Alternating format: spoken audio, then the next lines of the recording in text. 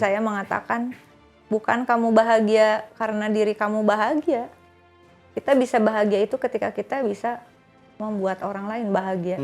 Dan keputusan politik itu adalah sesuatu yang definisinya mengabadikan diri demi kepentingan orang banyak. Itu jauh lebih baik. Caranya gimana? Jadilah anggota DPR. Jadilah politisi yang mengintervensi keputusan politik legislasi, politik anggaran, dan politik pengawasan. Nah, ini juga untuk mengoreksi pandangan bahwa politik itu kotor. Enggak semuanya kok. Enggak semuanya berpandangan politik receh tuh enggak. Karena apa yang dia pikirkan, apa yang dia ucapkan, lalu menjadi keputusan politik, itu bukan hanya menyangkut dirinya, tapi menyangkut sekian juta jiwa. Hidup itu butuh proses. Dan anak muda yang tidak mau berproses, dia merugikan dirinya sendiri, kehilangan masa mudanya. Peralihan dari sistem monarki ke sistem demokratis itu adalah dengan ditandai salah satunya dengan adanya partai politik. Bukan partai politik harus dihilangkan, harus diperbaiki, tetapi bukan dihilangkan. Politik itu sesuatu yang tidak bisa dipisahkan karena manusia adalah zon politikon, makhluk politik. Jadi wherever you go, you will be a police. Kemanapun kamu pergi, kamu akan menjadi bagian dari polis.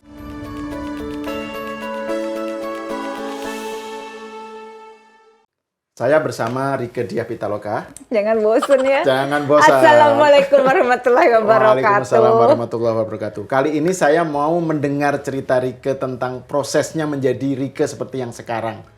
Saya tahu dulu kenal Rieke ketika dia menjadi mahasiswa Fakultas Sastra Belanda ya di UI. Udah lama banget itu. Terus 94 ya. Terus kemudian kan jatuh bangunnya dalam politik menjadi aktivis, terus aktif di Partai PKB kan, terus di PDIP. Ini kan menunjukkan bahwa tidak ada yang instan dalam politik. Bukan hanya dalam politik sebenarnya ya, dalam segala hal. Kalau mau serius ya nggak bisa instan gitu. Yang ada mie instan. Mie instan pun bikinnya nggak instan sebenarnya. Iya. Butuh ada cara-cara. Ada cara-caranya. Prosedur, mekanisme. Nah, Rieke bisa cerita nggak tentang dirimu ya? Ini saya kira perlu di-share lah ke pemirsa lah gitu. Bagaimana sih Rieke bisa seperti yang sekarang ini, dari yang sangat sastra Belanda gitu ya, kemudian jadi seorang politisi di parlemen gitu. Menjadi seorang politisi itu jujur awalnya bukan pilihan saya, ya, tapi karena saya harus fight dengan hidup saya yang secara ekonomi dari keluarga yang kurang, ya, tapi kita semua dididik untuk bagaimana bisa konteks kebahagiaan kita. Ibu saya mengatakan, bukan kamu bahagia karena diri kamu bahagia. Kita bisa bahagia itu ketika kita bisa membuat orang lain bahagia.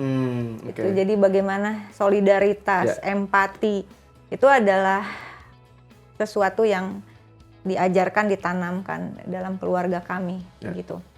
Dan kemudian politik itu menjadi suatu perjalanan hidup yang luar biasa karena berhadapan langsung dengan rezim yang otoriter.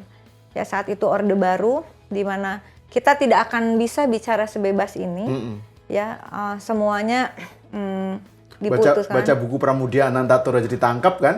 Iya. Itu kan masih ada sejumlah mahasiswa yang ditangkap gara-gara mengedarkan bukunya perang kan waktu itu. Iya.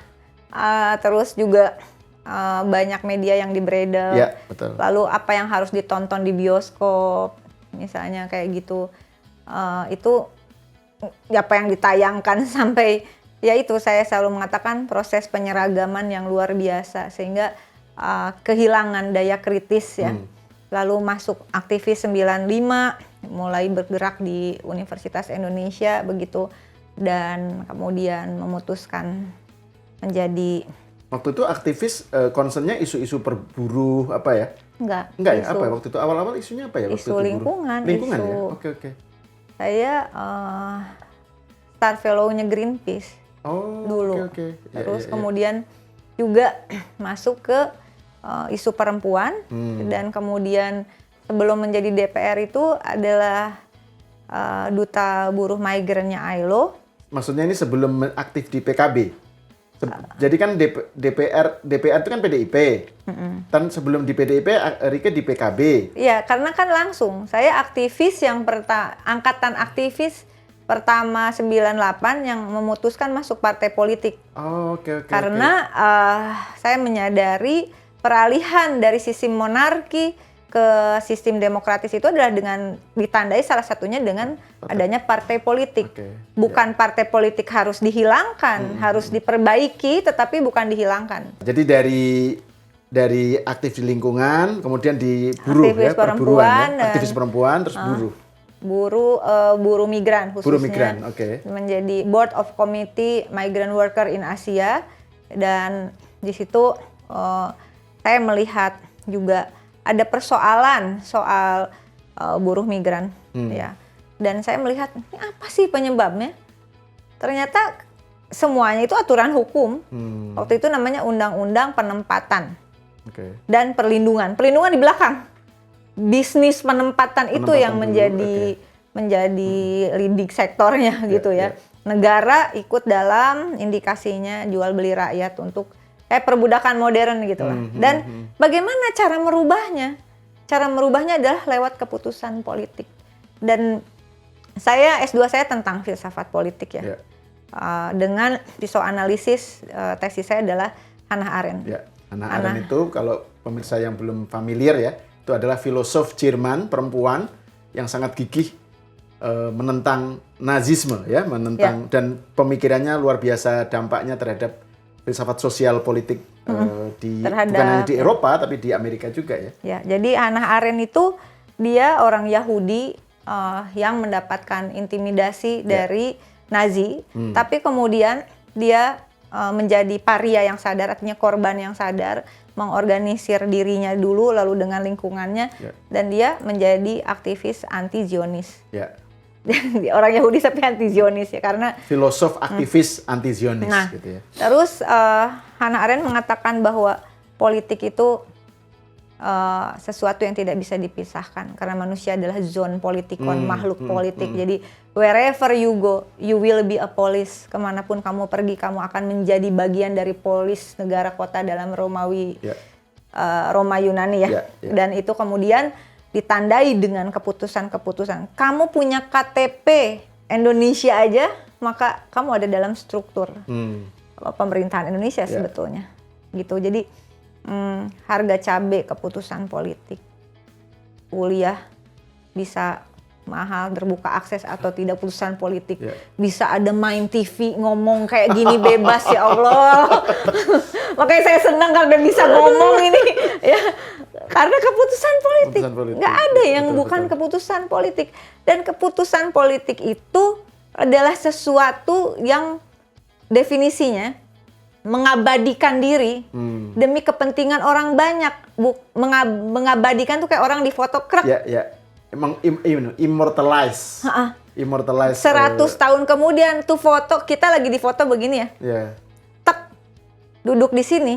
100 tahun kemudian kalau fotonya masih selamat itu, ada jejak digital sekarang. Nggak mungkin dong saya pindah jadi di sini duduknya. Jadi sesuatu yang mengabadikan diri kita demi kepentingan orang banyak. Bukan untuk kepentingan diri dan kelompok kita dan keluarga kita. Ini juga terkait dengan yang tadi poin soal pesan dari ibunya Rike sendiri, bahwa kebahagiaan itu bukan berpusat pada diri sendiri ya, tapi pada orang banyak ya. Nah itu tadi kembali ke soal ketertarikan pada dan pilihan untuk masuk politik. Jadi kan setelah buruh migran, kemudian bahwa ini semuanya politik, semuanya jadi harus merubah politik legislasinya untuk ngegeser judul dari undang-undang penempatan dan perlindungan menjadi undang-undang perlindungan pekerja migran, dari undang-undang tenaga kerja Indonesia menjadi pekerja, karena tenaga kerja itu belum tentu pekerja. Ini kekerasan simbolik lewat bahasa yuridis itu menjadi penting ya, dari Pierre Bourdieu, filsuf Prancis kalau ini ya. Kayaknya seumuran. Udah tua, udah meninggal. Soalnya Pierre Bourdieu itu dulu kalau saya waktu belajar itu ya, kita kan sama-sama belajar filsafat ya. Terus saya selalu ingatnya tuh borju itu loh, bubur kacang hijau. Oh, borjo. Pir borju gitu. Oke, ini guyonan. Guyonan. Kriuk kan kalau nggak salah nih. Garing banget. Oke, terus. Crispy deh. Nah, jadi lupa tuh. Enggak tadi. Soal kekerasan simbolik bahwa semuanya affected by politics gitu.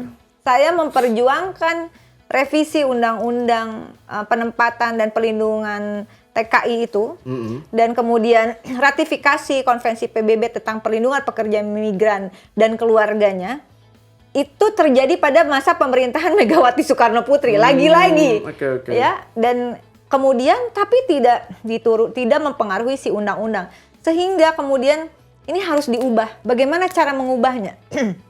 Apakah bisa di luar ekstraparlementer? Bisa. Tetapi kalau bisa dari dalam, itu jauh lebih baik. Caranya gimana? Jadilah anggota DPR. Jadilah politisi yang mengintervensi keputusan politik legislasi, politik anggaran, dan politik pengawasan. Gitu. Politik legislasi, politik anggaran, politik pengawasan. Ya. Itu kan 3 politik konstitusional tugas anggota DPR. Itu istilah yang Rika sebut menarik tuh, mengintervensi keputusan gitu ya. Jadi dia mengubah keputusan ya.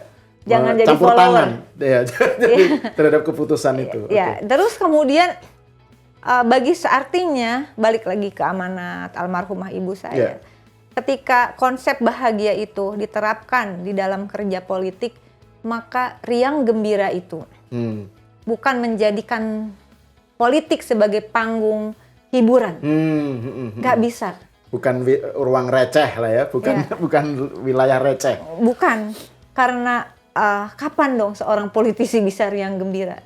Ketika mengintervensi kebijakan dan goal, apalagi jadi undang-undang, itu bahagia banget. Kebahagiaannya di situ. Itu cerminan dari tadi ya, kebahagiaan untuk orang banyak itu ya. Jadi ketika orang banyak itu diperjuangkan melalui keputusan yang membela mereka, disitulah muncul kebahagiaan gitu ya. Riang gembira itu. Riang gembira tuh di situ. Apanya riang gembira kalau kemudian bansos salah sasaran karena datanya salah? Di mana riang gembiranya ketika subsidi itu kemudian sebesar itu? Lalu di mana riang gembiranya ketika dana perkebunan kelapa sawit malah dipakai untuk nambal perusahaan minyak gitu jadi kasus? Di mana riang gembiranya? Siapa yang riang gembira? Karena politik itu bukan riang gembira untuk diri kita deh, Sahal. Iya, betul. Ya, jadi Kak Rike. Jadi saya tuh agak terganggu jujur saja kalau berpolitik dengan riang gembira. Dan kalau kita kembalikan ke bukan berarti harus stres ya? Iya. Maksudnya kan soal kan ini terkait dengan the very definition of politics itu sendiri kan. Soal politik itu kan urusannya kehidupan publik, ya kan? Soal res publica itu loh, urusan publik. Jadi di dalam filsafat kan kita sama-sama tahu, politisi itu ada di strata yang tinggi di dalam filsafat. Kenapa demikian? Karena apa yang dia pikirkan, apa yang dia ucapkan, lalu menjadi keputusan politik itu bukan hanya menyangkut dirinya, tapi menyangkut sekian juta jiwa. Posisi kita sebagai politisi itu sebenarnya sangat ditinggikan. Jadi orang yang mendapat kesempatan menjadi politisi atau bahkan menjadi pejabat politik, sebenarnya harkatnya dia itu naik. Namun menjadi jatuh ketika definisi politiknya hanya untuk riang gembira bagi diri dan keluarga dan kelompoknya. Gitu. Nah ini juga untuk mengoreksi pandangan bahwa politik itu kotor. Enggak semuanya kok. Enggak semuanya berpandangan politik receh tuh enggak.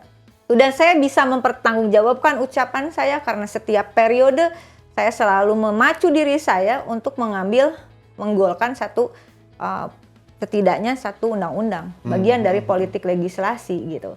Dan dari mana seorang legislator itu berasal? Ya dari partai politik. Jadi partai politik itu kalau bagi saya nggak tahu bagi orang lain, adalah kawah candra di mukanya bagi orang yang mau menjadi politisi di dalam maupun di luar institusi negara. Dan ini menunjukkan bahwa menjadi politisi itu ya, dalam arti yang tadi mengintervensi kebijakan itu nggak bisa instan ya, kan harus masuk kawah candra di muka itu nggak kan. bisa. Itu butuh proses dan tidak bisa itu diselesaikan dengan jenjang pendidikan akademik. Itu butuh jam terbang, kesabaran progresif revolusioner untuk menempa diri kita, ngayah lah kalau bahasa Balinya, ngawulo kalau bahasa Jawanya, mental ngawulo kepada rakyat itu. Ini bukan lu so idealis, enggak lah, enggak ideal. Saya kan dibilang kamu terlalu, kadang ya orang mengatakan ketika saya fight membongkar kasus minyak goreng, membongkar kasus Asabri di mana uang potongan upah prajurit TNI Polri kemudian dipakai main judi di MBS ya. Saya ngamuk gitu dan orang bilang nggak segitunya. Bukan nggak segitunya. Ingat loh, sumpah jabatan kita, apalagi saya paling tidak sebagai anggota DPR, pakai kitab suci. Dan saya merasa tidak mau main-main dengan itu gitu. Itu bukan bentuk idealisme. Itu bentuk konsistensi, kesabaran progresif revolusioner atas sumpah jabatan kita sendiri. Lah kalau sumpah kita pakai kitab suci aja kita langgar, gimana kita mau setia sama suami atau sama istri kita gitu. Jadi curcol. Jadi sangat jadi sangat curcol. Nah terus ini kan kok endingnya curcol kan temenmu juga. Nggak usah disebut di sini oke. Beda nanti itu tema lagi. Beda terus itu tema lain, tema yang tidak perlu ada kamera. Oke. Nggak, ini soal tadi yang tentang politik bukan hal yang instan. Gimana Rike melihat soal wacana orang sekarang lagi ramai mengenai politik dinasti. Inilah ya. Politik dinasti itu loh. Jadi politik dinasti itu kan seakan-akan saya justru mau men-stressing. Jangan terkecoh dengan genderang bahwa ini politik dinasti. Ini bukan siapa turunan siapa kok. Oke. Ini adalah sebuah proses yang konstitusional.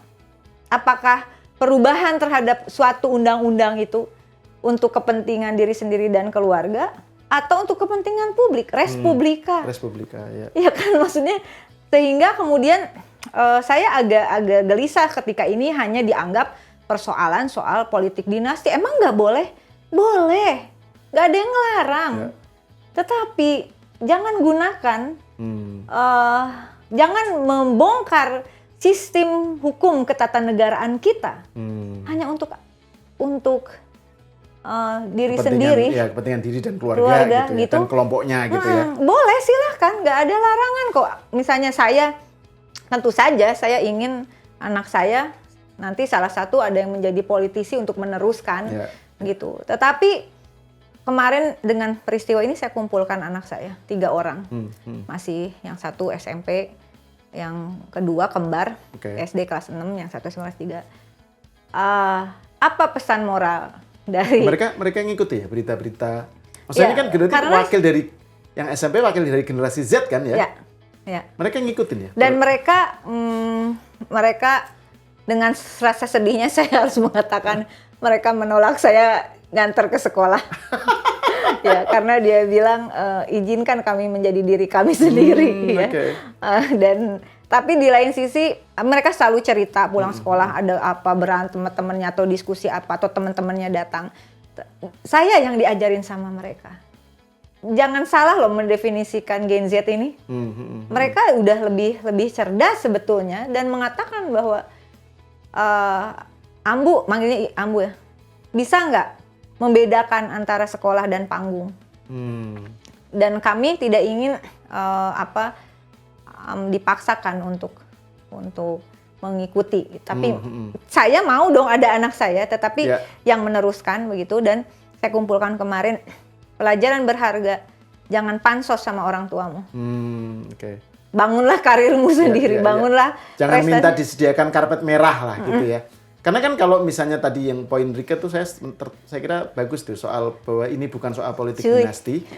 Karena kan kita juga pernah bicara ya. Enggak, karena kan kita pernah diskusi, sebelumnya kan tentang bahwa apa salahnya anak ngikuti bapaknya, kayak misalnya atau keluarga ya, antara Kennedy kan, klan Kennedy itu kan mereka kakak adik, sama-sama Ya, John Gandhi. Kennedy sama Robert Kennedy atau Gandhi Nehru ya. Nehru. Keluarga Nehru gitu kan. Itu kan kompetensinya terwujud ya, terbuktikan dan mereka tidak sekedar anaknya, bapaknya. Iya, tapi menurut saya jangan mau terjebak di dalam isu politik dinasti. Karena hanya akan dikatakan ini semuanya dinasti kok. Megawati juga anaknya Soekarno. Oke ya. Terus anaknya Bu Mega juga ada yang enggak itu. Persoalan intinya adalah merubah peraturan perundang-undangan hanya untuk kepentingan pribadi, keluarga dan kelompok. Mau dibilang bener, ya sorry saya bukan orang yang bisa basa-basi. Si Oneng nggak bisa basa-basi. Nah, ini itu kebohongan. Iya. Ini saya mau itu nanya kekerasan nih soal Oneng simbolik. Ini saya mau nanya soal Oneng, ini mungkin bagian terakhir lah. Ya. Kan kalau kita lihat tadi dengerin ceritamu ya tentang perjalanan dirimu ya menjadi Rike yang sekarang kan serius gitu kan, aktif mahasiswa sastra Belanda, aktivis kan, kemudian masuk ke PKB, masuk ke PDIP sebagai anggota legislatif 3 periode. 3 periode dan proses. Nah, jadi di PKB itu wakil sekjen. Oke. Masuk PDI ya anggota biasa sampai sekarang. Terus mau ngambek meskipun ada anak baru jadi pimpinan di fraksi, di komisi atau di partai yang anak-anak masih muda dapat jabatan. Kan politik bukan untuk itu. Jalan pengabdian. Dan jalan pengabdian itu, jalan kebenaran itu akan luas. Ladang pengabdian itu luas. Jembar lah gitu. Itu proses. Nggak bisa kita mutung dan oke, kalau masuk partai politik gue harus jadi ketua umum. Oke, kalau mau berpolitik gue harus menjadi capres, cawapres gitu. Itu bukan berpolitik. Itu mohon maaf ya kalau saya bilang itu ekspresi kemanjaan. Iya, anak manja lah itu. Nah, terus saya mau kok jadi saya malah ikut-ikutan komen. Nggak boleh komen. Nggak, yang tadi soal di balik keseriusanmu itu, ternyata kan kalau menurut image publik terhadap Rike saat itu ya, itu kan selalu dan masih melekat sampai sekarang Oneng gitu ya. Gimana itu? Oneng kan ditampilkan, wah Rike yang dalam dan sebagai Oneng itu saya menjadi pemeran wanita terbaik. Nah itu Festival Film Bandung. Gimana kamu waktu itu teroon?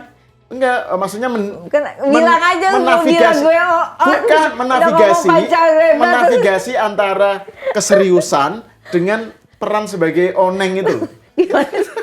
Enggak, maksudnya kok nggak sampai, kok saya khawatir tertukar gitu misalnya kan, lagi jadi aktivis. Iya, jadi aktivis tahu-tahu jadi Oneng. Kadang-kadang. Gitu ya? Jadi debat nih ya. Debat nih. Kan ini publik itu taunya Oneng ya.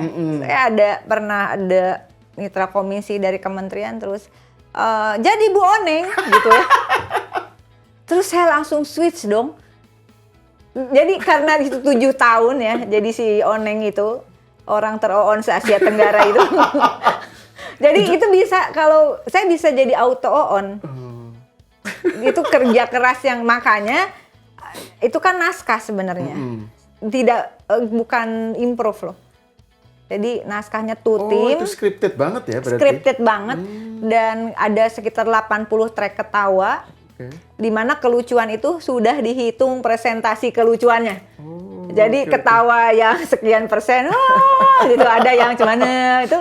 Jadi di setiap ujung dialog itu ada titik yang kita harus jeda 2 menit untuk memasukkan track ketawa. Jadi kelucuan pun terukur.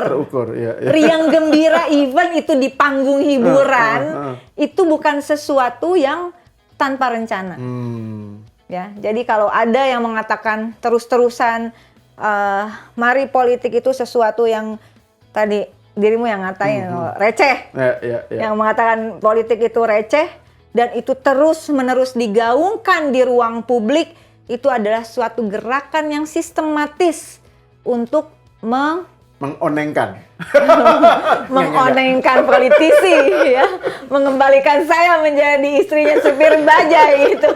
Jadi menurut saya boleh riang gembira, tapi literasi politik publik itu perjalanan panjang kita untuk bisa seperti ini, jangan dikembalikan dengan hal-hal sekedar lucu-lucuan.